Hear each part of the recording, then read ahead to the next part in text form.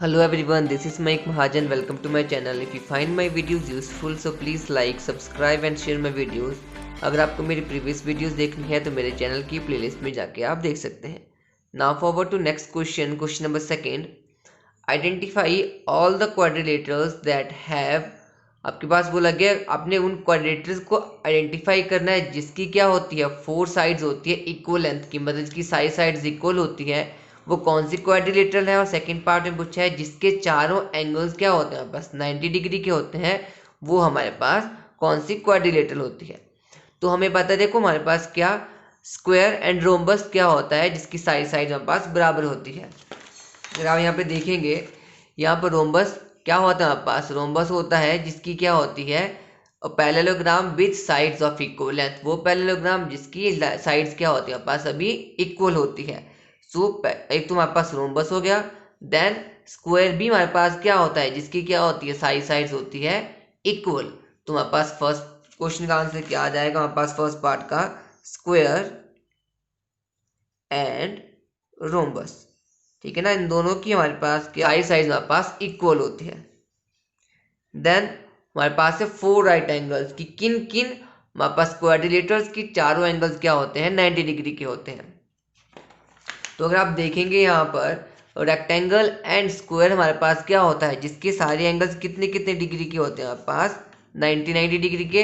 बाकी हमारे पास रोम्बस में भी हमारे पास 90 डिग्री के एंगल नहीं होते हैं, पैरेललोग्राम में भी नहीं होते हैं. तो क्या आ गया आंसर इसका, रेक्टेंगल एंड स्क्वायर. क्योंकि क्या लिखेंगे हमारे पास हम सेकेंड पार्ट का रेक्टेंगल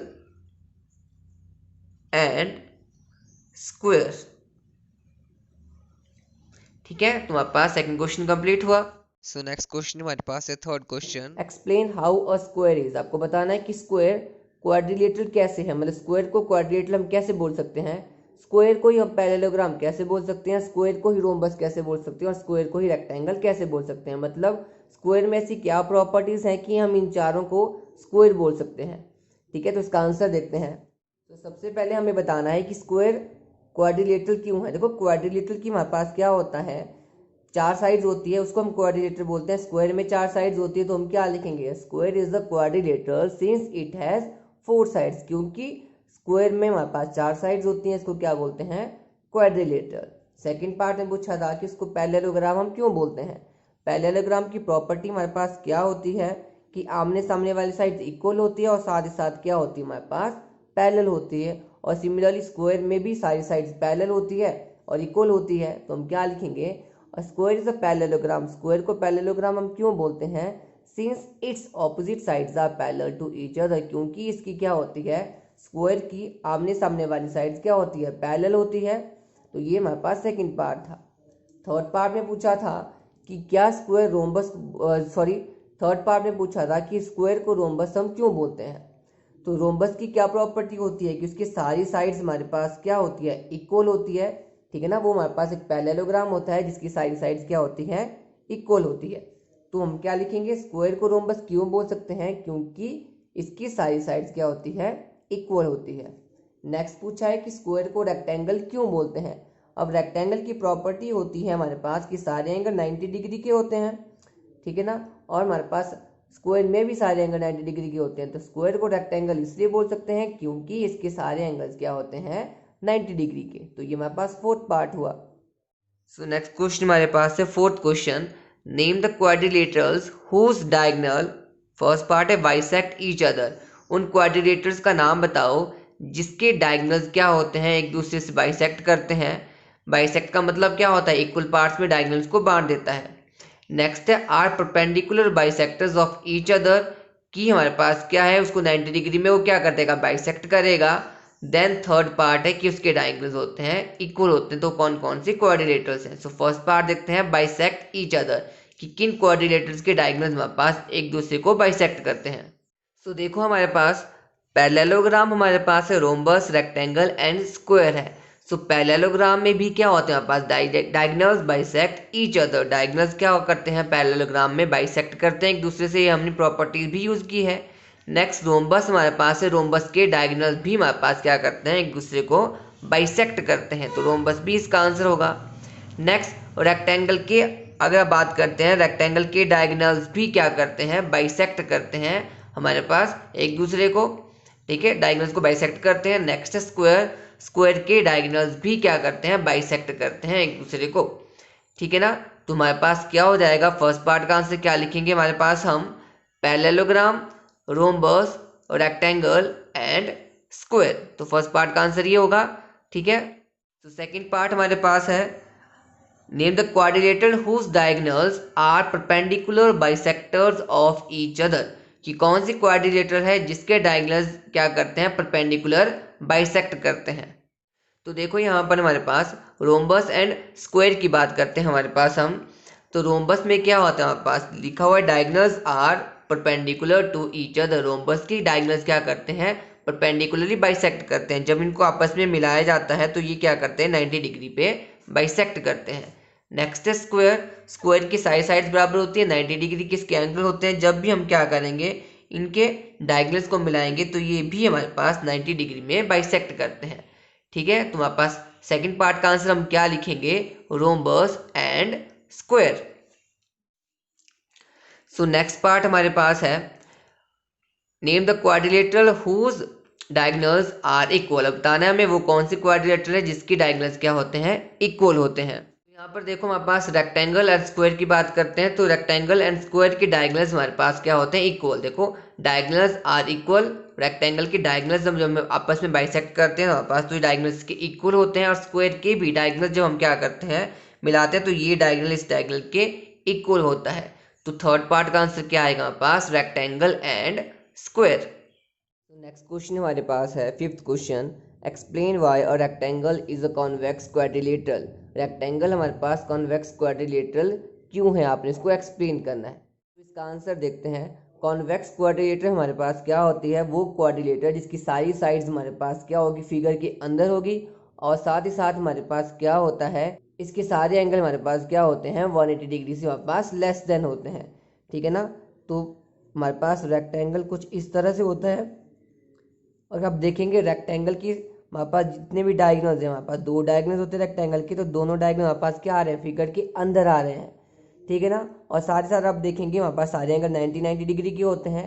180 से छोटे एंगल्स हमारे पास है सारे इंटीरियर एंगल, तो ये क्या होगी, कॉन्वेक्स क्वाड्रिलेटरल होगी। तो हम क्या लिखेंगे आंसर में, in a rectangle there are two diagonals both lying in the interior of the rectangle, कि रेक्टेंगल के दो डायगोनल्स होते हैं और दोनों ही क्या लाई करते हैं, रेक्टेंगल के अंदर करते हैं, hence it is a convex quadrilateral. तो इसलिए ये क्या हुई, कॉन्वेक्स क्वाड्रिलेटरल।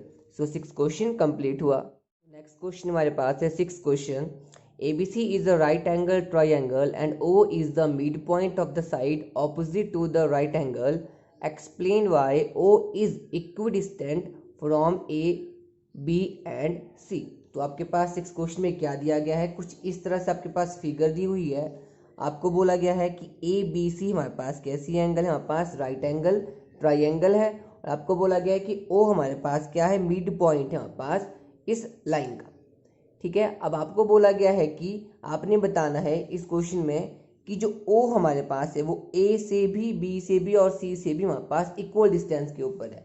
मतलब आपको क्या बताना है कि OA, OD और OC हमारे पास इक्वल है, हमें ये बताना है, ठीक है। आंसर में मैंने क्या लिखा, draw lines AD and DC such that, मैंने AD और DC लाइन को ड्रॉ कर लिया किस तरह से हमारे पास, कि क्या हुआ हमारे पास, जो AD है वो BC के पैरेलल है ना, AD पैरेलल BC आपस में पैरेलल है, AB पैरेलल DC, AB भी DC के पैरेलल है। साथ ही साथ हमारे पास हमने क्या किया, लाइंस को जब ज्वाइन किया तो दिखा है हमारे पास कि AB जो है हमारे पास किसके इक्वल है, DC के, और BC किसके इक्वल है, AD के। तो मैंने ये लिख दिया, ये इसके इक्वल हो जाएगा और ये इसके इक्वल हो जाएगा, ठीक है। तो मैंने सब कुछ फिगर में लिख दिया। अगर आप देखेंगे यहाँ पर हमारे पास सारे एंगल कितने डिग्री के हो गए, 90 डिग्री के, क्योंकि ये 90 डिग्री का है तो बाकी भी 90 डिग्री के हो गए।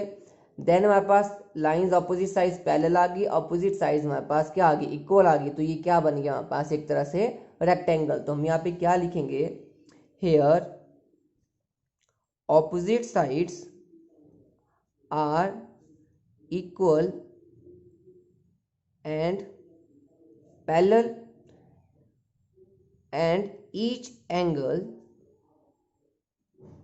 is of 90 डिग्री, और साथ ही साथ सारे एंगल कितने डिग्री के, 90 डिग्री के। तो this implies ABCD is a rectangle. इसका मतलब क्या हुआ हमारे पास कि ABCD हमारे पास क्या बन गया, एक रेक्टेंगल बन गया।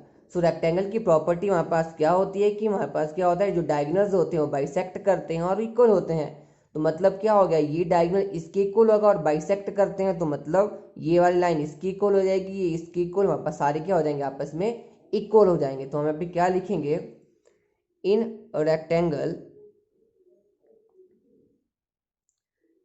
Diagonals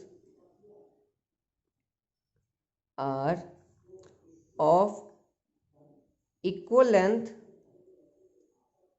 and bisect each other. ठीक है ना, बाइसेक्ट भी करते हैं और इक्वल लेंथ में भी होते हैं। तो इसका मतलब क्या हो गया, हमारे पास जो डायगोनल्स है OA equal to OB, OA equal to OB equal to OC equal to OD। तो मैंने क्या किया, ये सारे डायगोनल्स को क्या लिख दिया, इक्वल। ठीक है, तो हमें ये प्रूव करना था क्वेश्चन में कि क्या करना था, हमें बताना था कि ये हमारे पास O पॉइंट जो है वो इक्वल डिस्टेंट हमारे पास है A से कि नहीं। तो इसका मतलब क्या हो गया, this implies O is equidistant from A, B and C। तो मैंने बुक से लिख लिया O is equidistant from A, B and C। तो हमने प्रूव कर दिया। सो आज के लिए 3.4 एक्सरसाइज कंप्लीट हुई। नेक्स्ट यूनिट स्टार्ट करेंगे नेक्स्ट वीडियो में। अगर आपको इन क्वेश्चन से रिलेटेड कोई भी प्रॉब्लम हो तो आप कमेंट सेक्शन में कमेंट कर सकते हैं। Till then, thank you.